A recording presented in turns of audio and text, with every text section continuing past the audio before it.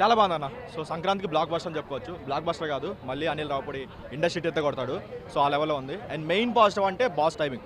ఏదైతే మేము లాస్ట్ 20 ఇయర్స్లో మిస్ అయ్యాము బాస్ దగ్గర నుంచి, సో అన్ని బాగా వాడేసుకున్నాడు. ఆయన కామెడీ టైమింగ్ అయినా, లేదంటే ఆయన ఎనర్జీ అయినా, ఆయన డ్యాన్స్ అయినా, ఆయన ఫైట్స్ అయినా సరే నెక్స్ట్ లెవెల్ వర్కౌట్ అయ్యాయి.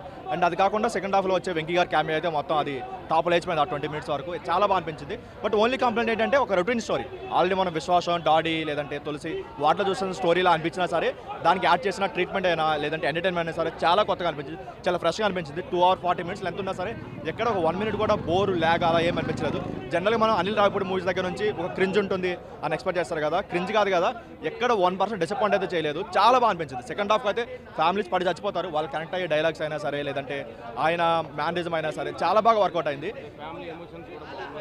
ఫస్ట్ హాఫ్లో వచ్చే కొన్ని ఏంటంటే ఇప్పుడు మనం డాడీ మూవీలో అయినా, లేదంటే గరానా మొగుడు, అందులో ఏదైతే ఒక ఎమోషన్ ఉంటుందో ఆ ఎమోషన్ వరకు చాలా బాగా వాడుకున్నాడు. ఒక వింటేజ్ బాస్ చూస్తున్న ఫీలింగ్ అయితే వచ్చింది. ఈ ఓల్డ్ జనరేషన్ వాళ్ళకి తెలుసు బాస్ అంటే ఏంటో, ఈ జనరేషన్ వాళ్ళకి తెలియదు. ఈ మూవీతో చాలా బాగా తెలుసుకుంటారు. సో ఆ లెవెల్ పడ్డాయి. అండ్ కాకపోతే ఓన్లీ నెగిటివ్ ఏంటంటే ఫస్ట్ హాఫ్లో ఎంత ఎమోషనల్ వర్కౌట్ అయినా సరే క్లైమాక్స్కి వచ్చేసరికి ఆ ఎమోషన్ ఎందుకు మిస్ అయింది. దాని వరకు కాకుండా మొత్తం ఎంటర్టైన్మెంట్తో నడిపించాడు. సో ఒక సంక్రాంతికి అయితే మనం ఎక్స్పెక్ట్ చేస్తాము ఒక ఫ్యామిలీతో 2 hours కూర్చొని ఎంజాయ్ చేయాలనుకుంటామో దాని వరకు అయితే ఫుల్ మీల్స్ పెట్టాడని చెప్పవచ్చు.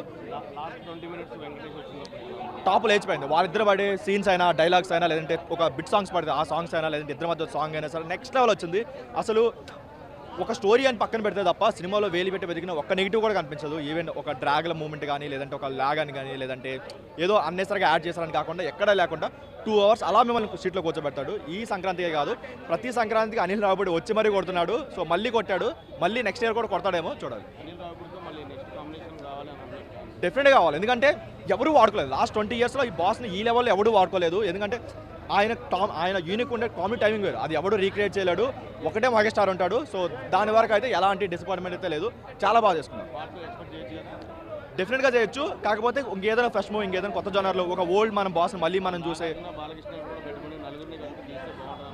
ఈ నలుగురిని పెట్టి తీయాలంటే ఒక అనిల్ రావిపూడికి సాధ్యమవుతుంది. ఈ జనరేషన్ ఎవరి వల్ల కూడా కాదు, ఈవెన్ రాజమౌళి వల్ల కూడా కాదు అలా వాడుకోవడం. సో నెక్స్ట్ లెవెల్ వాడుకున్నాడు. ఇద్దరి స్ట్రాంగ్ జోన్స్ పట్టుకొని తీసాడంటే మామూలు విషయం కాదు. ఈవెన్ వాళ్ళిద్దరు ఇంకా యాడ్ అయ్యారంటే ఇంకా ఫుల్ మీల్స్ ఆఫ్ ఫ్యాన్స్కి అయితే.